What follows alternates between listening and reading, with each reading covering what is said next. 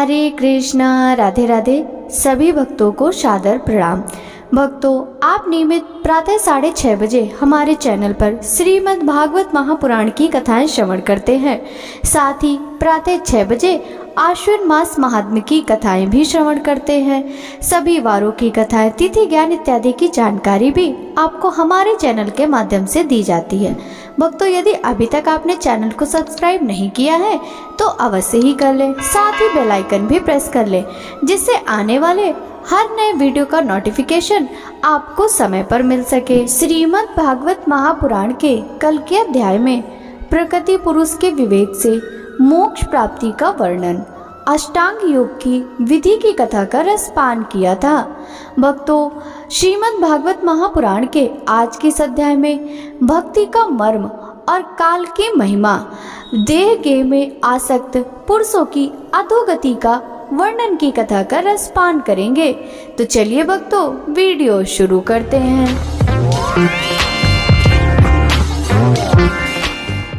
देवहूति ने पूछा, प्रभु, प्रकृति पुरुष और महत्वादि का जैसा लक्षण सांख्य शास्त्र में कहा गया है तथा जिसके द्वारा उनका वास्तविक स्वरूप अलग अलग जाना जाता है, और भक्ति योग का हुई जिसका प्रयोजन कहा गया है, वह आपने मुझे बताया।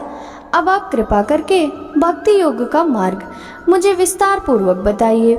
इसके सिवा जीवों की जन्म मरण रूपा अनेक प्रकार की गतियों का भी वर्णन कीजिए, जिसके सुनने से जीव को सब प्रकार की वस्तु से वैराग्य होता है, जिसके भय से लोग शुभ कर्मों में प्रवृत्त होते हैं, और जो ब्रह्म आदि का भी शासन करने वाला है। उस सर्वसमर्थ काल का स्वरूप भी आप मुझसे कहिए। ज्ञान दृष्टि के लुप्त हो जाने के कारण देहादि मिथ्या वस्तुओं में जिन्हें आत्माभिमान हो गया है तथा बुद्धि के कर्मासक्त रहने के कारण अत्यंत श्रमित होकर जो चिरकाल से अपार अंधकार में संसार में सोए पड़े हैं, उन्हें जगाने के लिए आप योग प्रकाशक सूर्य ही प्रकट हुए हैं। श्री मैत्रेय जी कहते हैं, कुरुश्रेष्ठ विदुर जी, माता के ये मनोहर वचन सुनकर महामुनि कपिल जी ने उनकी प्रशंसा की और जीवों के प्रति दया से द्रवीभूत हो बड़ी प्रसन्नता के साथ उनसे इस प्रकार बोले। श्री भगवान ने कहा, माता जी, साधकों के भाव के अनुसार भक्ति योग का अनेक प्रकार से प्रकाश होता है, क्योंकि स्वभाव और गुणों के भेद से मनुष्यों के भाव में भी विभिन्नता आ जाती है। जो भेददर्शी क्रोधी पुरुष हृदय में हिंसा, दंभ अथवा मात्सर्य का भाव रखकर मुझसे प्रेम करता है, वह मेरा तामस भक्त है। जो पुरुष विषय, यश और ऐश्वर्य की कामना से प्रतिमादि में मेरा भेदभाव से पूजन करता है, वह राजस भक्त है। जो व्यक्ति पापों का क्षय करने के लिए, परमात्मा को अर्पण करने के लिए और पूजन का कर्तव्य करता है, इस बुद्धि से मेरा भेदभाव से पूजन करता है, वह सात्विक भक्त है। जिस प्रकार गंगा का प्रवाह अखंड रूप से समुद्र की ओर बहता है, उसी प्रकार मेरे गुणों के श्रवण मात्र से मन की गति का तैल धारावत अविच्छिन्न रूप से मुझ सर्वांतयामी के प्रति हो जाना तथा मुझ पुरुषोत्तम में निष्काम और अनन्य प्रेम होना, यह निर्गुण भक्ति योग लक्षण कहा गया है। ऐसे निष्काम भक्त दिए जाने पर भी मेरी सेवा को छोड़कर सालयुग सृष्टि, सामीप्य, सारूप्य और सायुज्य मोक्ष तक नहीं लेते। भगवत सेवा के लिए मुक्ति का तिरस्कार करने वाला ये भक्ति योग ही परम पुरुषार्थ अथवा शाद कहा गया है। इसके द्वारा पुरुष तीनों गुणों को लांघकर मेरे भाव को, मेरे प्रेम रूप अप्राकृत स्वरूप को प्राप्त हो जाता है। निष्काम भाव से श्रद्धा पूर्वक अपने नैमित्तिक कर्तव्यों का पालन कर नित्य प्रति हिंसा रहित उत्तम क्रिया योग का अनुष्ठान करने, मेरी प्रतिमा का दर्शन, स्पर्श, पूजा, स्तुति और वंदना करने, प्राणियों में मेरी भावना करने, धैर्य और वैराग्य के अवलंबन, महापुरुषों का मान, दीनों पर दया और समान स्थिति वालों के प्रति मित्रता का व्यवहार करने, यम नियमों का पालन, अध्यात्म शास्त्रों का श्रवण और मेरे नामों का उच्च स्वर से कीर्तन करने से तथा मन की सरलता, शतपुरुषों के संग और अहंकार के त्याग से मेरे धर्मों का अनुष्ठान करने वाले भक्त पुरुष का चित्त अत्यंत शुद्ध होकर मेरे गुणों के श्रवण मात्र से अनायास ही मुझ में लग जाता है। जिस प्रकार वायु के द्वारा उड़कर जाने वाला गंध अपने आश्रय पुष्प से घ्राण इंद्रिय तक पहुंच जाता है, उसी प्रकार से भक्ति योग में तत्पर और राग द्वेष आदि विकारों से शून्य चित्त परमात्मा को प्राप्त कर लेता है। मैं आत्मा रूप से सदा सभी जीवों में स्थित हूँ, इसलिए जो लोग मुझ सर्वभूत स्थित परमात्मा का अनादर करके केवल प्रतिमा में ही मेरा पूजन करते हैं, उनकी वह पूजा स्वांग मात्र है। मैं सबका आत्मा परमेश्वर सभी भूतों में स्थित हूँ। ऐसी दशा में जो मोहवश मेरी उपेक्षा करके केवल प्रतिमा के पूजन में ही लगा रहता है, वह तो मानो भस्म में ही हवन करता है।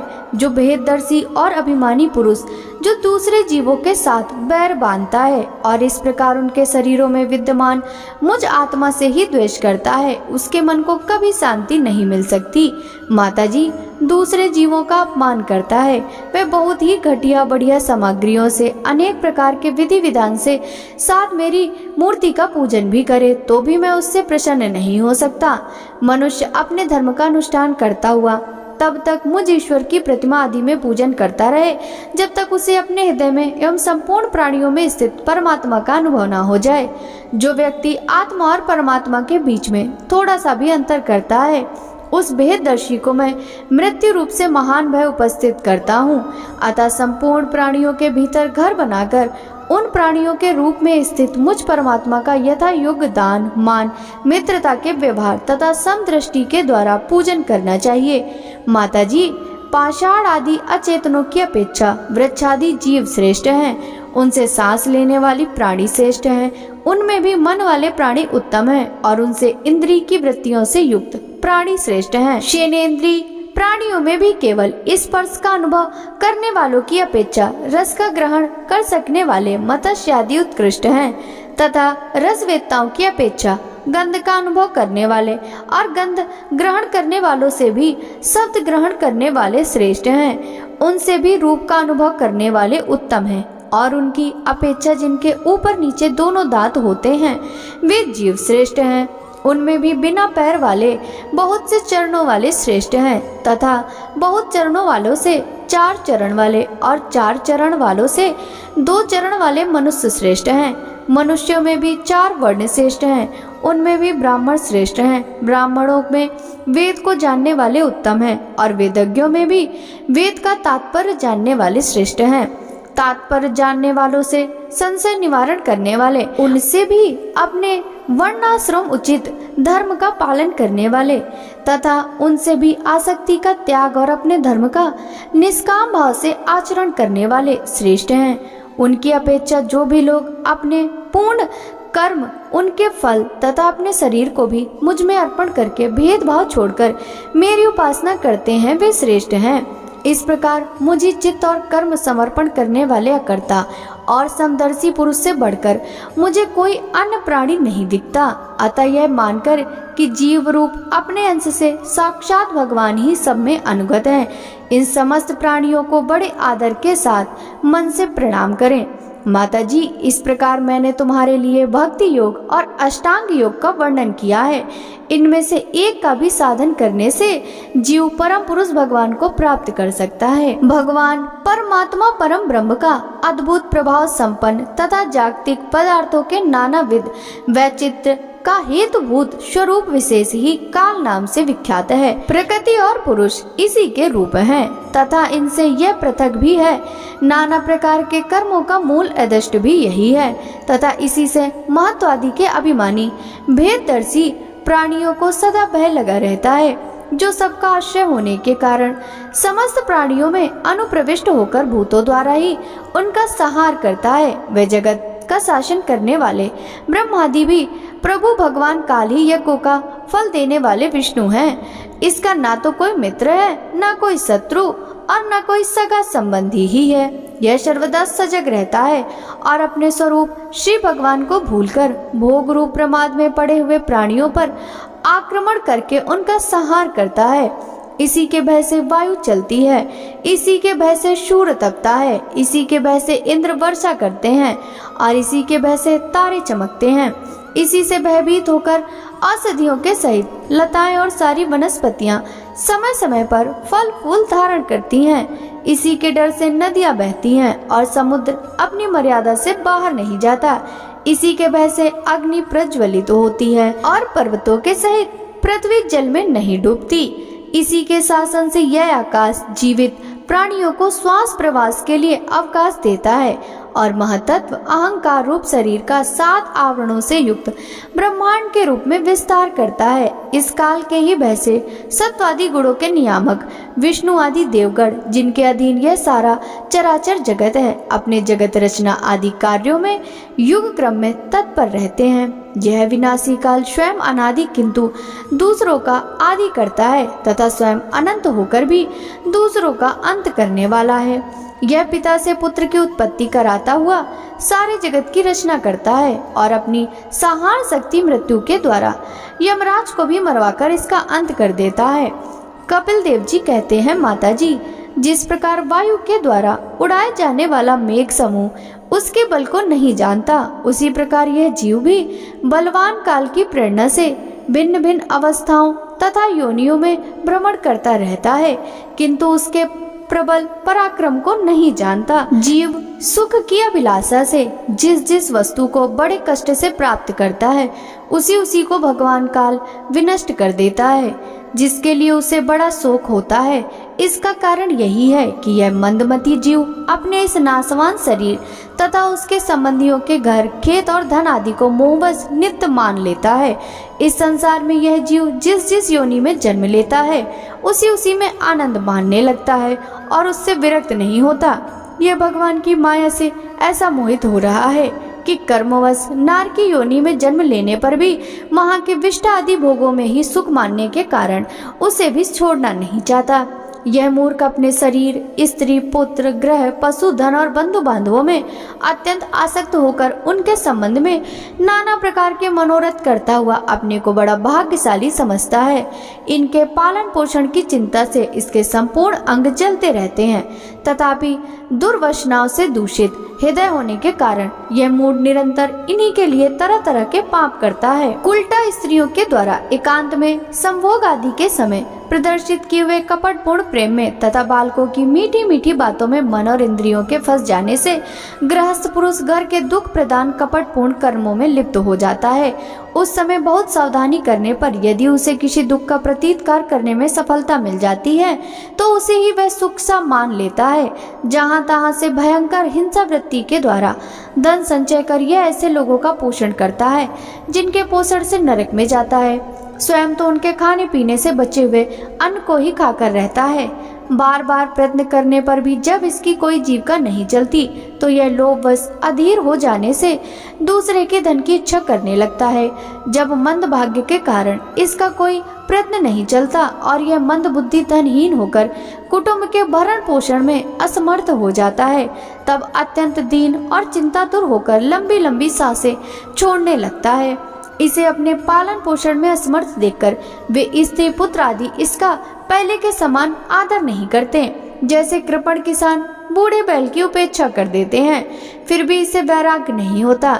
जिन्हें उसने स्वयं पाला था वे ही अब उसका पालन करते हैं। वृद्धावस्था के कारण इसका रूप बिगड़ जाता है, शरीर रोगी हो जाता है, अग्नि मंद पड़ जाती है, भोजन और पुरुषार्थ दोनों ही कम हो जाते हैं। वह मरणोन्मुख होकर घर में पड़ा रहता है और कुत्ते की भांति स्त्री पुत्र आदि के अपमान पूर्वक दिए हुए टुकड़े खाकर जीवन निर्वाह करता है। मृत्यु का समय निकट आने पर वायु के उत्क्रमण से इसकी पुतलियां चढ़ जाती हैं। श्वास प्रश्वास की नलिकाएं कब से रुक जाती हैं।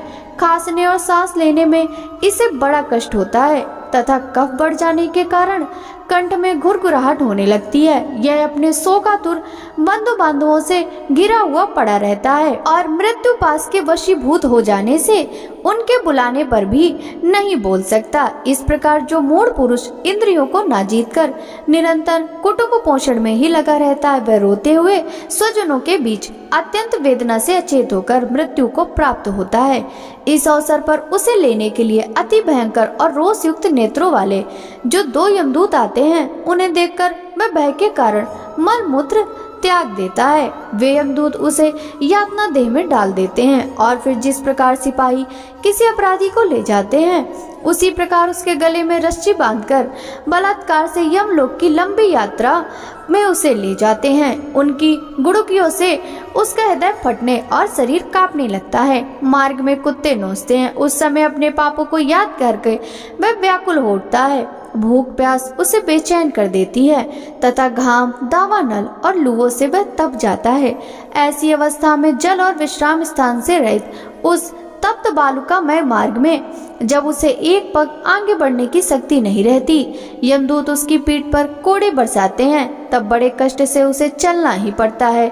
वह जहाँ तहाँ थक कर गिर जाता है, मूर्छा आ जाती है, चेतना आने पर फिर उठता है। इस प्रकार अति दुखमय अंधेरे मार्ग से अत्यंत क्रूर यमदूत उसे शीघ्रता से यमपुरी ले जाते हैं। यमलोक का मार्ग 99,000 योजन है। इतने लंबे मार्ग को 2 ही 3 मुहूर्त में तय करके वह नरक में तरह तरह की यातनाएं भोगता है। वहाँ उसके शरीर को दधकती लकड़ियों आदि के बीच में डालकर जलाया जाता है। कहीं स्वयं और दूसरों के द्वारा काट काट कर उसे अपना ही मांस खिलाया जाता है।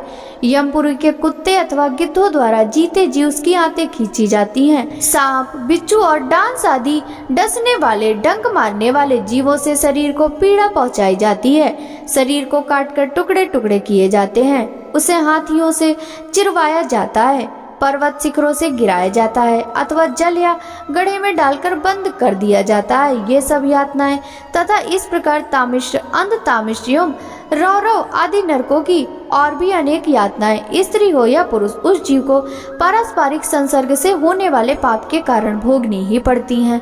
माता जी, कुछ लोगों का कहना है कि स्वर्ग और नरक तो इसी लोक में हैं, क्योंकि जो नर की यातनाएं हैं वे यहाँ भी देखी जाती हैं। इस प्रकार अनेक कष्ट भोगकर अपने कुटुंब का ही पालन करने वाला अथवा केवल अपना ही पेट भरने वाला पुरुष उन कुटुंब और शरीर दोनों को ही यहीं छोड़कर मरने के बाद अपने किए हुए पापों का ऐसा फल भोगता है। अपने इस शरीर को यहीं छोड़कर प्राणियों से द्रोह करके एकत्रित हुए पाप रूप पाथे को साथ लेकर वह अकेला ही नरक में जाता है। मनुष्य अपने कुटुंब का पेट पालने में जो अन्याय करता है उसका दैव वहित कुफल वह नरक में जाकर भोगता है। उस समय वह ऐसा व्याकुल होता है मानो उसका सर्वस्व लुट गया हो। जो पुरुष निरी पाप की कमाई से ही अपने परिवार का पालन करने में व्यस्त रहता है वह अंध तामिश्र नरक में जाता है, जो नरकों में चरम सीमा का कष्टप्रद स्थान है। मनुष्य जन्म मिलने के पूर्व जितनी भी यातनाएं हैं तथा सूकर, कुकर आदि योनियों के जितने कष्ट हैं उन सबको क्रम से भोगकर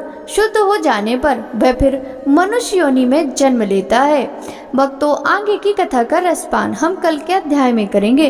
श्रीमद् भागवत महापुराण की यह कथा यदि आपको अच्छी लगी हो तो वीडियो को लाइक कर ज्यादा से ज्यादा भक्तों के साथ शेयर कीजिएगा। साथ ही वीडियो के कमेंट बॉक्स में जय जय श्री हरि विष्णु जरूर लिखिएगा, जिससे भगवान विष्णु की कृपा दृष्टि सदा सर्वदा आप सभी पर इसी प्रकार बनी रहे। आपसे मिलते हैं श्रीमद् भागवत महापुराण के तृतीय स्कंद के अंतर्गत आगे की कथाओं के साथ। तब तक सभी भक्तों को हरे कृष्णा, राधे राधे, हरि बोल।